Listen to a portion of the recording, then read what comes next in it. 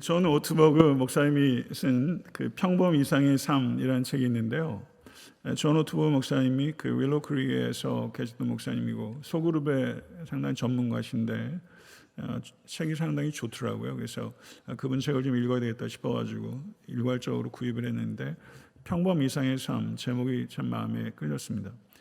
거기에 목사님의 일화가 기록되어 있는데 이 목사님에게도 저처럼 3명의 자녀들이 있었습니다.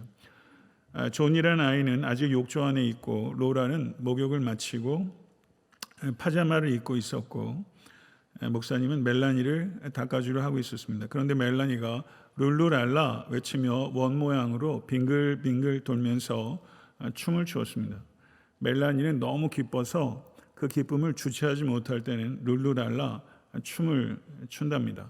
그러나 목사님은 화가 났습니다. 멜라니를 재촉했고 그런데 멜라니는 아빠 말을 듣고 더 빨리 돌며 춤을 추는 것입니다. 룰루랄라 춤 좀 제발 멈춰. 빨리 닦아야지. 그런데 멜라니는 의미심장한 질문을 던집니다. 왜요? 나는 대답할 말이 없었습니다. 나는 어디 갈 일이 없었고 특별히 할 일도 없었으며 참석해야 하는 회의도 없었고 써야 할 설교 원고도 없었습니다. 그러나 나는 너무 서두르는데 익숙해 있었으며 한 가지 일에서 그 다음 일로 빠르게 옮겨가는 습관에 사로잡혀 있었던 것입니다. 바로 눈앞에 삶이 있고 춤출 기회가 있고 기쁨이 있었지만 나는 놓치고 있었던 것입니다. 성도 여러분, 오늘 밝힌 대강절 촛불은 기쁨의 촛불입니다.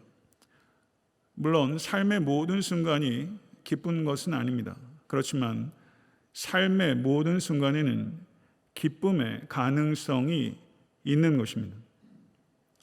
우리는 영적 성숙에 있어서 얼마나 기쁨이 중요한지에 대해서 충분히 이해하고 있지 못한 것 같습니다. 오늘 설교 말씀을 통해서 성경적 기쁨의 진정한 중요성을 깨닫고 룰루랄라 기쁨을 연습하는 우리 모두가 될 수 있기를 간절히 소망합니다.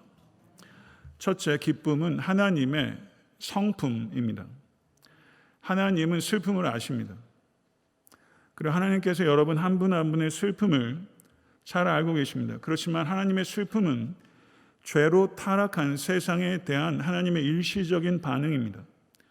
하나님의 나라는 말씀하신 것처럼 완성될 것이며 하나님의 슬픔은 이 땅에 하나님의 나라가 완성되는 순간 하나님의 마음에서 영원히 사라지게 될 것입니다. 기쁨은 하나님의 근원적인 성품이요 하나님의 영원한 성품입니다. 저명한 기독교 철학자인 달라스 윌라드라는 사람이 이렇게 표현했습니다. 그의 이해와 표현이 너무나 공감이 됐고 고마움이 느껴질 정도로 탁월하고 아름답습니다. 달라스 윌라드는 하나님은 우주에서 가장 행복한 존재이십니다. 이렇게 표현했습니다. 전 너무 놀랐어요. 그 생각을 왜 못했지? 하나님은 우주에서 가장 행복한 존재이십니다. 그렇습니다. 하나님은 기쁨이 넘칩니다. 하나님의 창조 세계에는 하나님의 기쁨으로 가득합니다. 하나님께서 매일 창조하신 후에 이게 잘 돌아가야 될 텐데 달과 별이 부딪히면 어떡하지? 잘 돌아가야 될 텐데 하나님께서 그렇게 얘기하지 아니하시고 창조하실 때마다 하나님께서 기뻐하시고 그리고 창조의 절정인 인간을 창조하신 후엔 보시기에 심히 좋았더라 라고 말하면서 하나님께서 룰루랄라 춤을 추셨습니다. 여러분 이게 비약입니까? 아니면 경망스러운 것입니까? 전 하나님께 춤추셨다고 생각합니다. 우주에서 가장 행복한 존재이신 하나님께서 하나님의 피조물들이 하나님의 기쁨을 반영할 수 있기를 원하는 것입니다.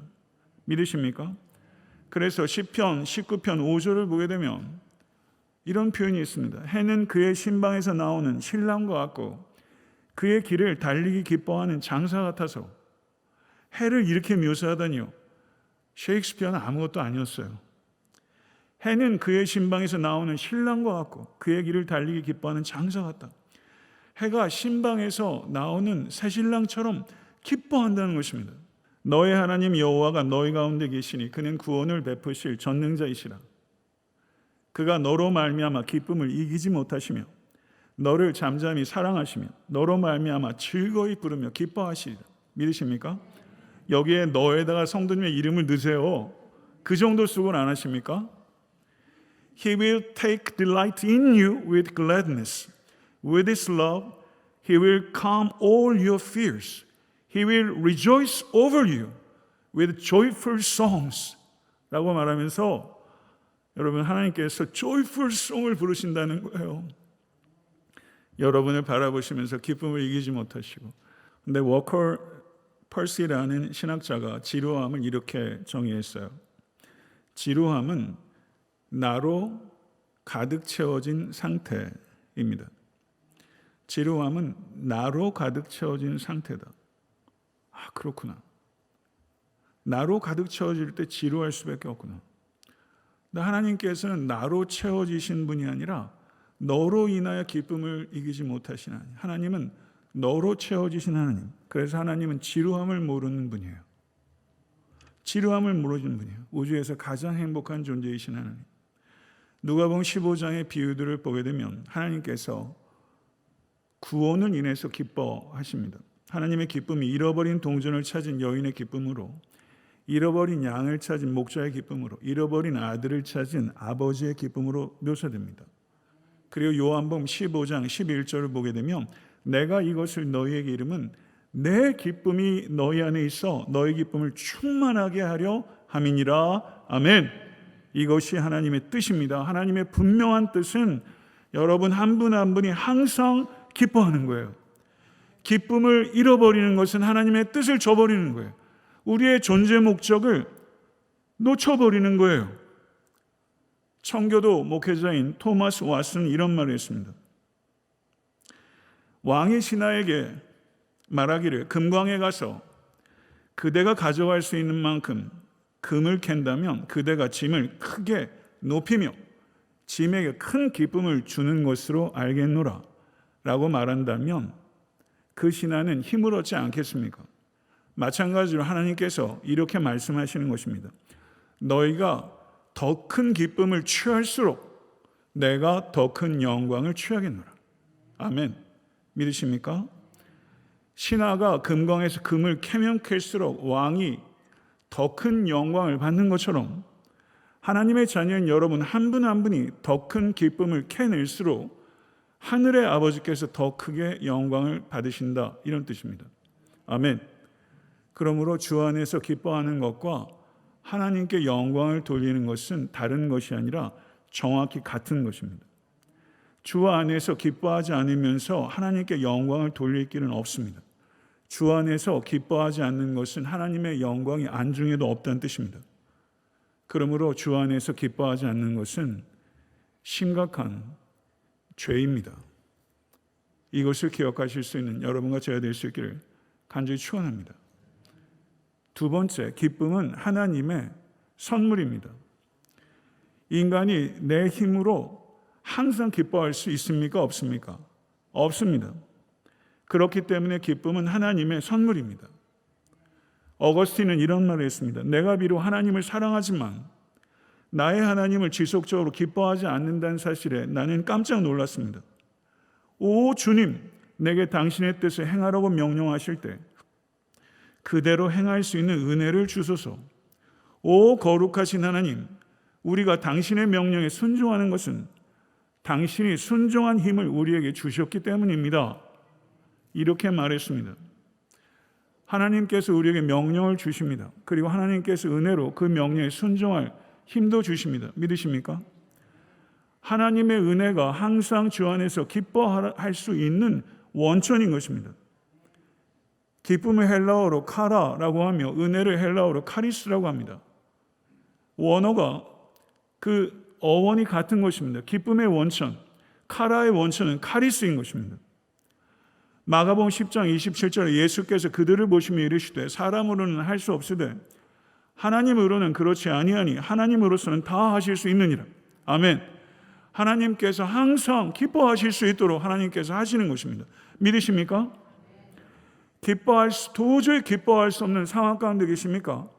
도리어 기뻐할 수 있는 은혜를 하나님께서 주실 줄로 믿습니다.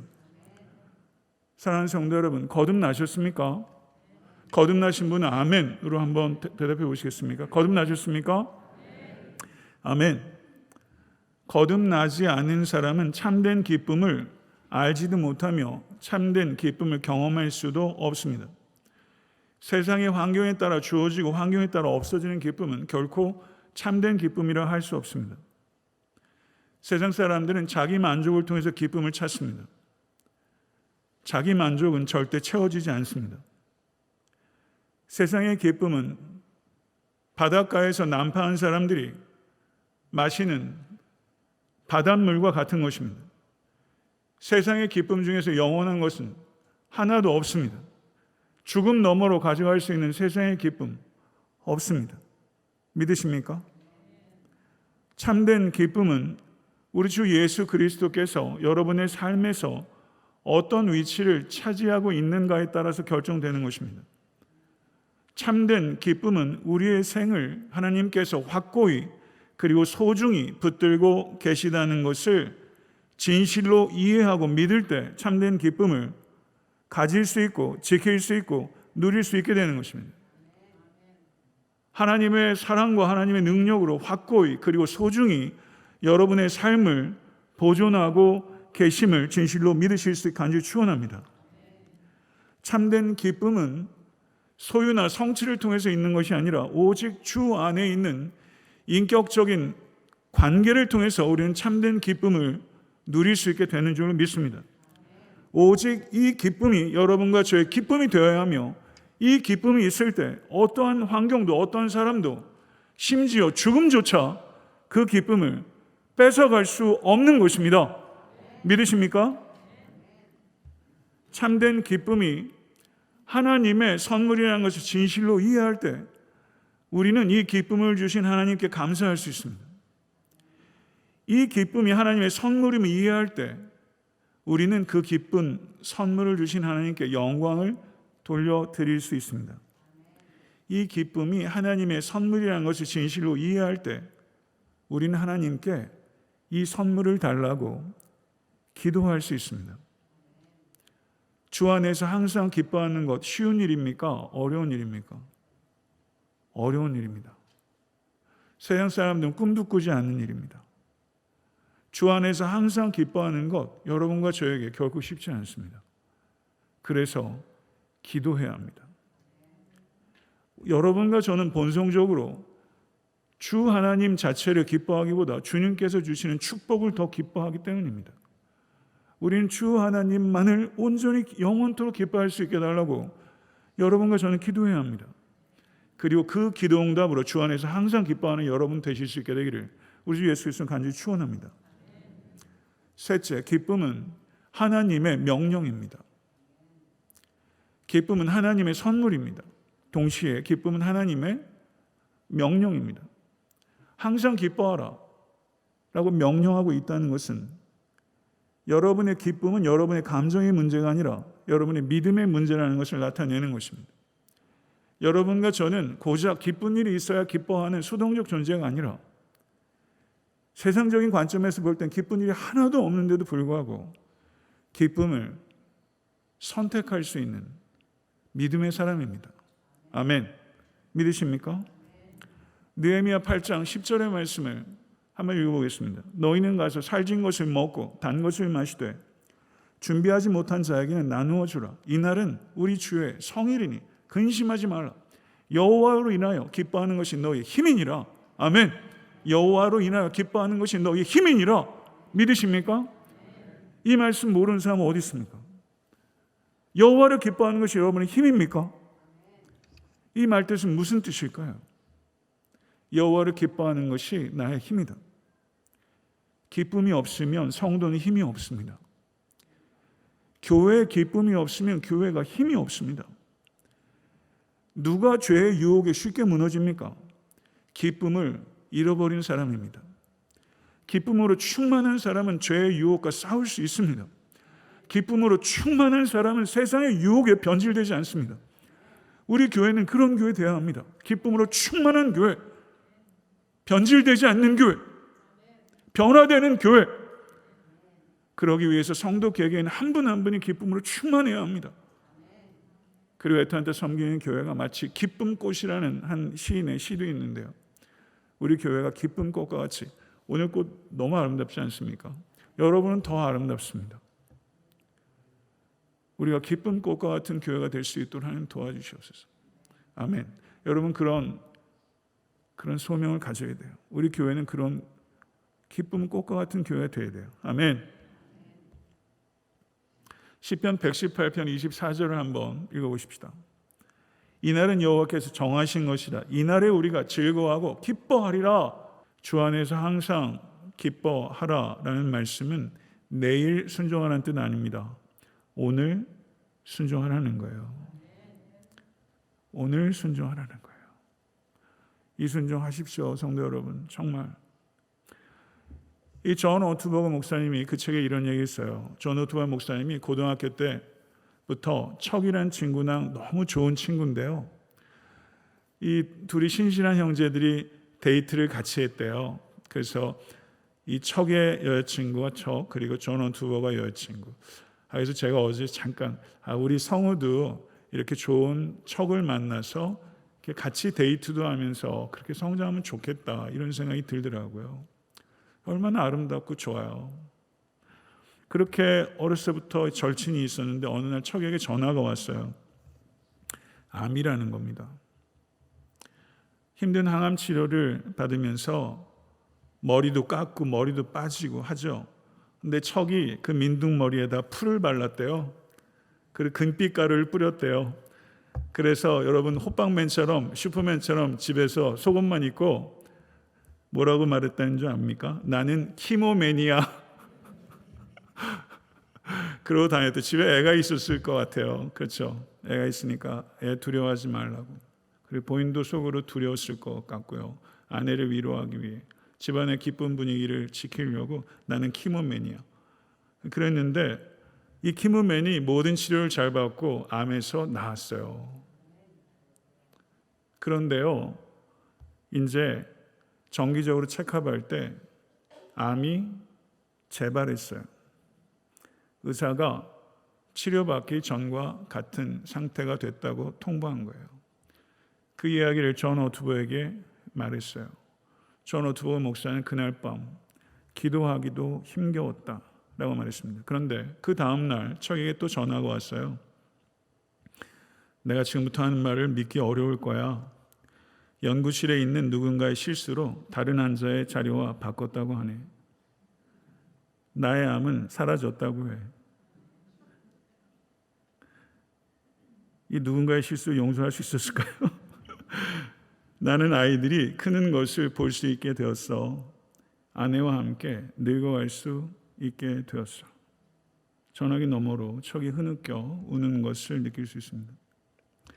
아이들이 크는 것을 볼 수 있게 됐고 아내와 함께 늙어갈 수 있게 됐어. 이게 얼마나 소중한지 우리가 알면서 살아갑니까? 삶이 선물이다 라는 정도의 생각은 우리가 많이 듣고 지식으로 알지만 정말 삶이 선물이라는 것을 진심으로 체험하며 누리며 살아가고 계십니까? 이것은 완전히 다른 문제죠. 삶의 단 1분도 단 한순간도 당연하지 않습니다. 여러분, 오늘 기뻐해야 합니다. 야고보서 1장 2절은 내 형제들아 너희가 여러 가지 시험을 만나거든 온전히 기쁘게 여기라. 우리가 살아가면서 그리스도인들도 예외 없이 질병도 겪고 예기치 못한 사건, 사고, 재난, 기근, 수치, 경제적 공고함 다 겪습니다. 여기에서 면제되지 않습니다. 켄터키에도 토네이도로 도시를 휩쓸고 간 사진을 보니까 대단하더라고요. 거기에 믿는 사람 없었겠습니까? 여러분, 큰 고래가 바다에 요트를 탁 내려치는 것과 같은, 욥기에도 그런 비슷한 유의 표현이 있는데요. 그렇게 난파하는 상황들이 있을 수 있지 않습니까? 그런 상황이 닥쳐올 때 우리는 외부적 환경을 완전히 통제할 수 없습니다. 그렇지만 그리스도인들은 우리에게 닥치는 일들은 다 통제할 수 없지만 우리 안에서 일어나는 일은 통제할 수 있습니다. 그래서 사도 야고보가 여러 가지 시험이 닥쳐올 때 온전히 기쁘게 여김으로 나에게 닥치는 일에 대한 나의 반응을 통제하라고 권면하는 것입니다. 이 권면 여러분 받으실 수 있게 간절히 축원합니다. 여기에서 온전히 기쁘게 여기다라고 했을 때 이 여기다라는 것은 감정을 나타내는 것이 아니라 사고를 나타내는 것입니다. 그래서 여기다라는 이 헬라어를 영어 번역은 consider라고 번역하고 있습니다. 고난이 닥쳐올 때 여러분과 제가 가져야 되는 이유는 긍정적 사고가 아닙니다. 성경적 사고는 긍정적 사고가 아니에요. 그거는 이단입니다. 성경적 사고는 긍정적 사고가 아니라 종말론적 사고입니다. 종말론적 사고란 마지막 우리 주 예수 그리스도께서 이 땅에 다시 오실 것이며 궁극적인 승리가 완성되게 될 것이다 라는 관점에서 모든 것들을 바라보는 것이 종말론적 사고입니다. 야고보는 자신의 환경에 대해서 여러분에게 어떻게 느껴야 하는지를 그 느낌을 명령하고 있는 것이 아니라 종말론적 관점에서 어떻게 생각해야 되는지를 명령하고 있는 것입니다.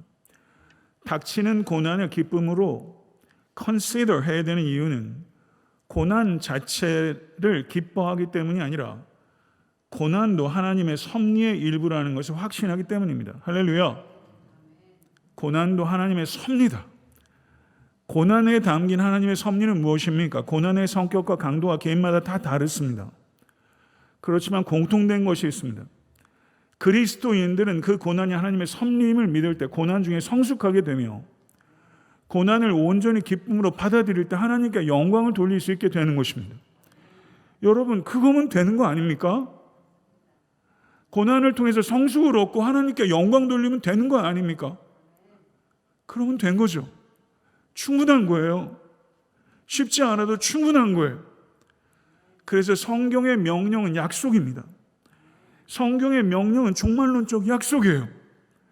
주 안에서 항상 기뻐하라. 이 말씀은 주 안에서 항상 기뻐하는 것이 종말론적으로 완성될 것이라는 것이며 그 약속을 선취하여 나의 삶 속에 적용하는 사람들에게는 주 안에서 항상 기뻐하는 것이 가능성으로 지금 이곳에서 열린다는 것입니다. 요한계시록 19장 7절에 우리가 즐거워하고 크게 기뻐하며 그에게 영광을 돌리세. 크게 기뻐할 때 그에게 영광을 돌릴 수 있는 거예요. 어린 양의 혼인 기약이 이르렀고 그의 아내가 자신을 준비하였으므로라고 말합니다. 이 세상에서 제일 뻑적지근한 결혼식이 뭐예요? 영국 왕실의 결혼식. 부럽습니까? 세상적인 눈으로 보면 영국 왕실의 결혼식 대단한 거죠. 얼마나 대단합니까? 그런데 저 천국의 어린 양의 혼인잔치에 비할 때 그건 그림자도 아닌 거예요. 그림자도 아니에요. 우리의 신랑이신 하나님께서, 예수께서 여러분을 기다리고 계세요. 교회는 그리스도의 신부입니다. 흠도 없이 주께서 싣고 계신 거예요. 이사야서는 이 마지막 날에 이 기쁨을 어떻게 표현하는지 한번 보세요. 여러분, 세상에 어떤 시인도 이렇게 표현하지 못합니다. 마지막 날에 산들과 언덕들이 노래를 부르고 들의 모든 나무가 손뼉을 칠 것이며 우리는 기쁨으로 나아가게 될 것입니다. 할렐루야. 세상적인 관점에서 볼 땐 기뻐하는 게 너무 자연스럽지 않은 여러분의 삶의 그 지지고 볶는 그 자리에서 우리는 너무 자연스럽지 않은 그 상황에서 기뻐할 수 있는 자유인이에요. 주께서 나에게 주신 기쁨은 기뻐할 수 있는 자유예요. 여러분, 이런 자유가 어디 있습니까? 기뻐할 수 있는 자유. 이 자유, 여러분의 자유 될 수 있기를 우리 주 예수 그리스도 간절히 축원합니다. 마태복음 5장 11절 12절에 주께서 말씀하십니다. 나로 말미암아 너희를 유혹하고 박해하고 거짓으로 너희를 거슬려 모든 악한 말을 할 때에는 너희에게 복이 있나니 기뻐하고 즐거워하라. 하늘에서 너희의 상이 큼이라. 너희 전에 있던 선지자들 이같이 박해하였느니라. 아멘. 베드로전서 4장 12절과 13절에서도 이렇게 말합니다. 사랑하는 자들아, 너희를 연단하려고 오는 풀시험을 이상한 일 당하는 것 같이 이상히 여기지 말고 오히려 너희가 그리스도의 고난에 참여하는 것으로 즐거워하라. 이는 그의 영광을 나타내실 때 너희로 즐거워하고 기뻐하게 하려 함이라. 아멘. 믿으십니까? 여러분, 히틀러에 의해서 사형을 당한 디미트리 본회퍼 목사님, 이 본회퍼 목사의 이야기입니다. 플로셴 뷰르크라는 감옥에 갇혀 있었는데 그 감옥에 같이 갇혀 있었던 영국 장교가 이 디미트리 본회퍼의 모습을 이렇게 묘사합니다. 내가 보기에 본회퍼는 항상 가장 사소한 일에 대해서도 행복과 기쁨의 분위기를 퍼뜨리고 자신이 살아있다는 단순한 사실에 크게 감사하는 것 같았습니다. 사형을 목전에 두고 있는 본회퍼가 기쁨의 분위기를 퍼뜨렸다. 여러분, 기쁨의 분위기를 퍼뜨리고 계십니까? 가정에서, 목장에서, 교회에서, 일터에서 우거지상 쓰고 계시지 않습니까? 저도 우거지상 쓴다고 그런 줄 많이 들었었거든요. 옛날에 그게 멋있는 줄 알았어요. 인상파라 그러면 칭찬인 줄 알았어요. 여러분, 기쁨의 분위기를 퍼뜨리고 있었다. 여러분, 어떻게 그럴 수 있을까요? 교수형 당하기 직전에 어떻게 기뻐하고 기쁨의 분위기를 퍼뜨릴 수 있을까요? 이러한 기쁨은 개인적 행복 이상의 일에 자신의 삶을 헌신하는 사람들에게만 주어지는 기쁨이에요. 개인적 행복 이상의 삶을 헌신할 때 주어지는 기쁨이에요. 여러분은 어떤 기쁨에 헌신하고 있습니까? 개인적 행복에만 헌신하고 있습니까? 아니면 개인적 행복 이상의 일에 헌신하고 있습니까? 여러분의 자녀 어떻게 키우시겠습니까? 사도 바울은 고린도 후서 1장 24절에 이렇게 말씀합니다. 우리가 너희 믿음을 주관하려는 것이 아니요 오직 너희 기쁨을 돕는 자가 되려 함이니 이는 너희가 믿음에 섰습니다. 사도 바울은 자신의 사역의 성격을 기쁨을 돕는 자라고 표현하고 있는 거예요. 사랑하는 성도 여러분, 기뻐하는 자가 되십시다. 그리고 더 나아가서 기쁨을 돕는 자가 되셔야 합니다. 아멘. 우리의 삶의 한순간 한순간이, 진심으로 여러분의 삶의 한순간 한순간이 이와 같은 아름다움과 의미로 가득할 수 있게 되기를 우리 주 예수 그리스도를 진심으로 축복합니다. 이런 삶 반드시 이끌어 가실 수 있게 되기를 간절히 축원합니다. 기도하겠습니다.